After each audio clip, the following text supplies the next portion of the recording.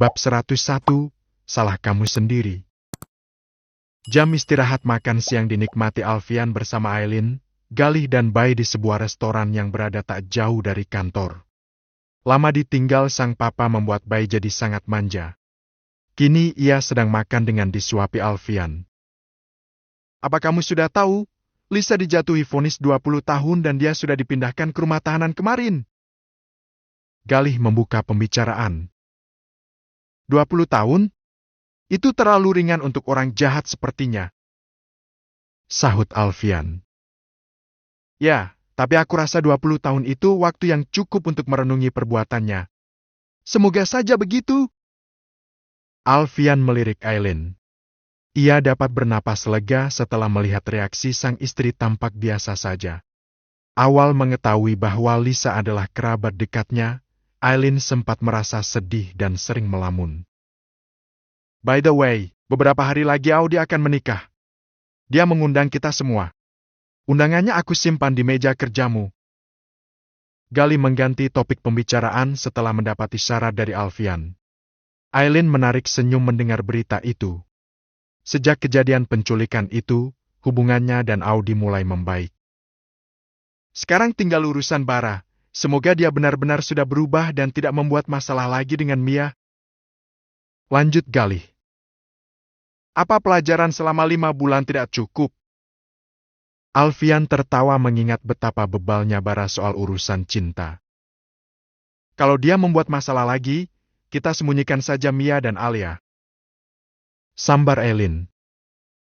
Aku rasa dia sudah kapok. Mia pernah membawa Alia pergi dan dia kelimpungan mencari. Galih menyeruput secangkir kopi, lalu membuang napas panjang. Kalau begitu, kita harus siapkan hadiah untuk Mia dan Alia. Kamu mau kasih hadiah apa? Nyonya Alfian Setio Darmawan? Tanya Alfian bermaksud menggoda sang istri. Aileen mencebikkan bibir, kemudian tampak berpikir sejenak. Bagaimana kalau kasih hadiah rumah saja? Sekalian sebagai bentuk terima kasih karena Mia pernah menolong Boy. Boleh. Kalau begitu kamu pilihkan saja rumah untuk mereka. Balas Alfian. Terima kasih, Mas. Kamu memang suami idaman. Sambil bergelayut manja di lengan suaminya. Mia pasti senang dengan hadiah itu. Aileen kembali menikmati spekti kesukaannya. Namun, tiba-tiba ia merasakan kram pada perut yang semakin lama semakin menjadi jati. Kamu kenapa? Tanya Alfian saat menyadari perubahan wajah istrinya yang tampak pucat dan berkeringat. Perut aku tiba-tiba sakit, Mas. Keluhnya sambil mengusap perut. Kok bisa? Tadi kamu habis makan apa? Alfian mulai panik. Tadi pagi cuma sarapan buah sama roti. Jawab Aileen sambil mengingat-ingat kembali. Aduh, kenapa semakin lama semakin sakit? Apa sebelumnya kamu pernah kram perut seperti sekarang? Sering, tapi tidak sesakit ini. Yang ini rasanya sama seperti saat mau melahirkan Boy. Alfian berdiri meninggalkan tempat duduknya dan berdiri di samping Aileen. Jangan-jangan ini kontraksi. Tidak tahu, Mas. Tapi jadwal operasinya masih 2 minggu lagi. Galih, hubungi dokter Siska. Kita ke rumah sakit sekarang. Oke. Sahut Galih. Ayo, Boy. Kita mau kemana, Om? Bawa Mama ke rumah sakit. Bai hanya melirik papanya yang panik, juga mamanya yang terlihat kesakitan. Tetapi, tentu saja kondisi ini belum dapat dicerna oleh anak seusia dirinya.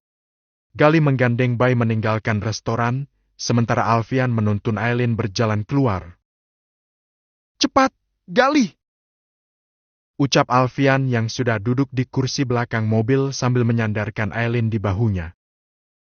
Tenang, Al! Jangan panik, kita harus tetap tenang. Alfian mengatur napas yang memburu. Benar kata Galih, ia harus bisa tenang dalam keadaan seperti ini. Sakit banget, Ayah? Tanyanya khawatir. Aileen hanya menyahut dengan anggukan kepala. Seluruh tenaganya seperti terkuras oleh rasa sakit yang datang bertubi-tubi. terutama di bagian perut dan punggung. Memang sakitnya tiba-tiba gitu? Tidak. Sebenarnya sejak kemarin sering kram dalam waktu berjarak. Hanya saja aku pikir sama seperti kram biasa. Jadi aku pikir tidak apa-apa. Tidak ada yang dapat dilakukan Alfian selain mengelus perut istrinya. Berharap semua akan berjalan baik-baik saja. Baru pulang dari luar negeri, ia langsung disambut ketegangan oleh sepasang anak kembarnya. Setibanya di rumah sakit, Aileen langsung mendapat penanganan dari tim medis dan menjalani serangkaian pemeriksaan yang berujung pada keputusan operasi dipercepat, sebab ia mengalami kontraksi lebih awal dari perkiraan. "Duduk dulu, Al, jangan panik begini," ucap Mama Fanny melihat Alfian sejak tadi berjalan mondar-mandir di depan ruang operasi. Sudah hampir 1 jam Aileen berada di ruang operasi, namun belum ada tanda-tanda akan selesai. Teringat hari kelahiran bayi beberapa tahun lalu. Kala itu Alfian juga panik, namun tidak seperti sekarang. Padahal ini pengalaman kedua loh, Al. Celetuk Galih yang duduk bersedekat di samping Mama Fanny. "Mau kedua atau ke-10 sama saja, kan?" balas Alfian. "Setidaknya kamu sudah tahu bagaimana rasanya. Tenang sedikit, tim dokter pasti melakukan yang terbaik untuk Aileen dan anak-anakmu." Rasanya Alfian ingin mendobrak pintu ruang operasi. Ia memilih berdiri di depan jendela kaca dan melihat ke dalam. Namun, tidak ada apapun yang terlihat di sana. Hanya ada perawat yang melintas secara bergantian. "Tenang dulu. Yakin saja semuanya akan baik-baik saja." Galih mendekat dan menepuk bahu sepupunya itu. "Bagaimana aku bisa tenang dalam keadaan seperti ini? Kamu tidak lihat tadi Aileen kesakitan? Kenapa juga kalau lahiran harus melewati sakit seperti itu?" Galih melipat tangan di depan dada sambil mendesahkan napas panjang. "Salah kamu sendiri kenapa menghamili?" Alfian melotot kesal. Ingin memaki, namun sebisa mungkin ia tahan. Beberapa menit kemudian, pintu kaca itu terbuka dan memunculkan seorang dokter wanita. Ia membuka masker yang menutupi mulut dan tersenyum. "Bagaimana istri dan anak-anak saya, Dok?" Wajah Alfian tampak sangat tegang. "Selamat, operasinya berjalan lancar. Ibu dan anak-anaknya sehat," ucap sang dokter. Seketika seluruh beban yang menghimpit dada Alfian menghilang. Ia merasa lega tak terkira. Galih memberikan pelukan sebagai ucapan selamat, sekaligus merasakan kebahagiaan yang sama dengan sang sepupu. Begitupun Mama Fanny. Kebahagiaan bertambah dengan lahirnya sepasang cucu kembarnya. "Terima kasih, dokter," ucap Alfian penuh syukur. "Boleh saya masuk?" "Boleh, tapi 1 orang saja." Tanpa menunggu lagi, Alfian menerobos masuk. Aileen sedang terbaring dengan balutan kain berwarna hijau.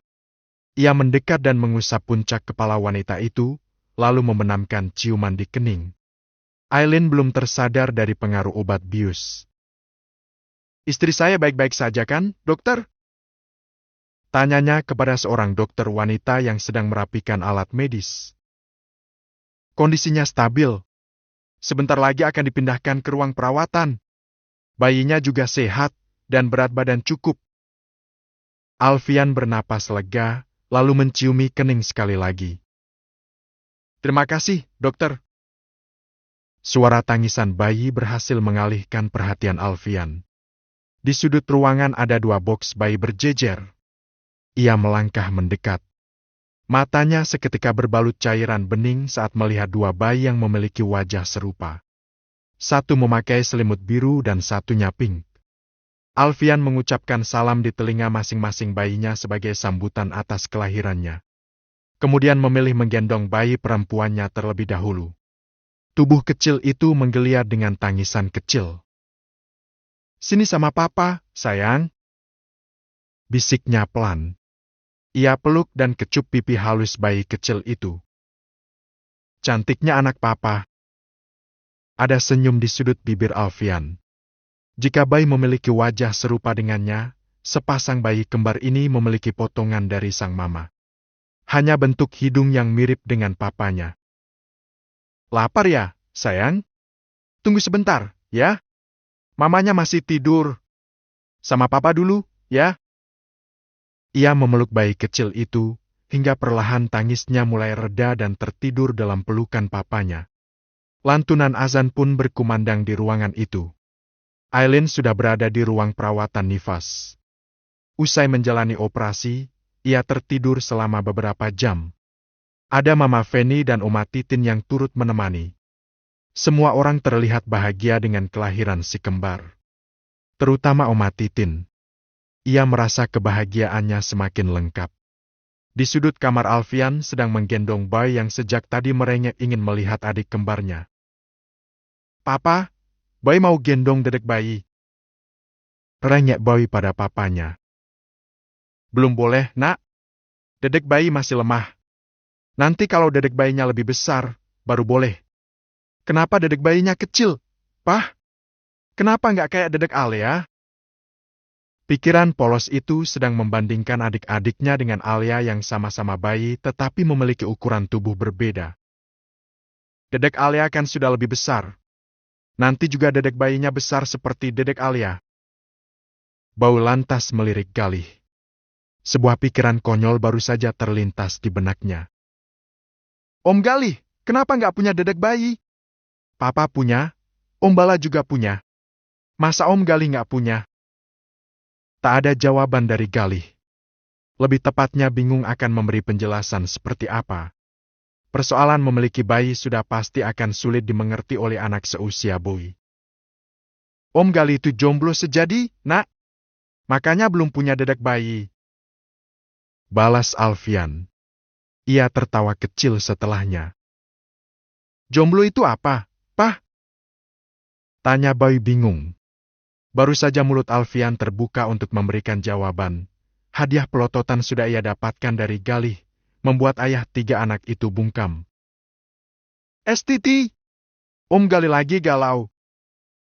Alfian berbisik di telinga putranya. Sementara Galih masih terdiam. Melirik jam yang melekat di dinding. Ia telah melewatkan jadwal penerbangan keluar kota. Konon katanya waktu adalah penyembuh paling mujarab untuk setiap luka. Waktu juga dapat memberi jawaban untuk setiap penantian dan kesabaran. Tetapi, waktu juga adalah pembangkit rindu dan kenangan, di mana kadang seseorang tenggelam di dalamnya. Dan, tidak ada jawaban selain mencari dan menemukan kembali kepingan kenangan itu. Merajut kembali apa yang pernah terpisah oleh waktu.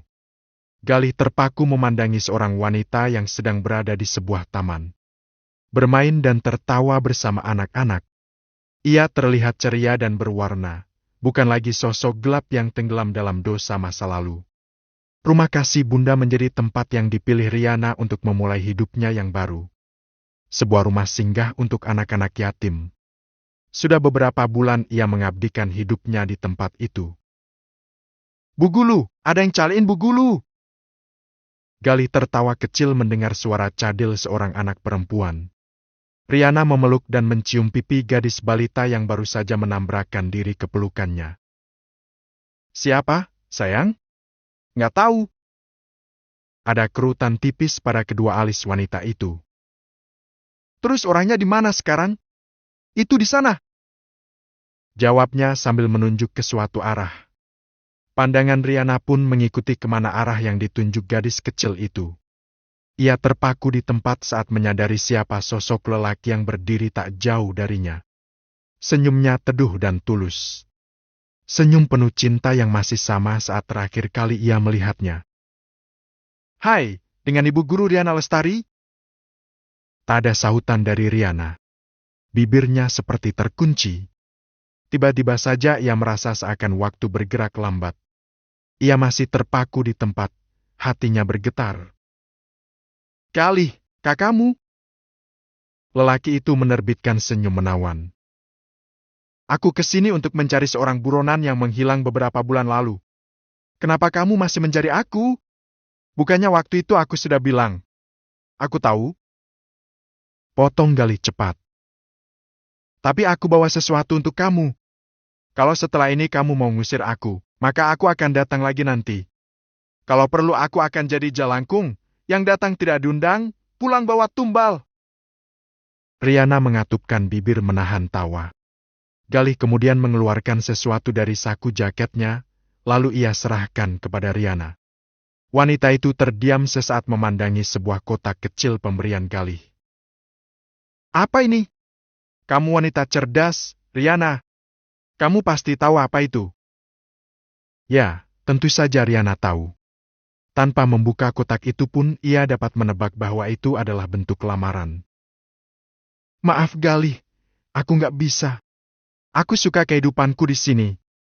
Tapi apa kamu nggak kasihan sama aku? Alfian sudah bahagia dengan Aileen dan anak-anak mereka. Vero dengan suaminya dan sebentar lagi mereka akan punya anak. Bara juga akan menikah dengan Mia dan membesarkan Alia bersama. Sementara aku bukan amibe yang bisa berkembang biak sendiri dengan membelah diri. Tak tahan lagi, tawa Riana akhirnya lepas.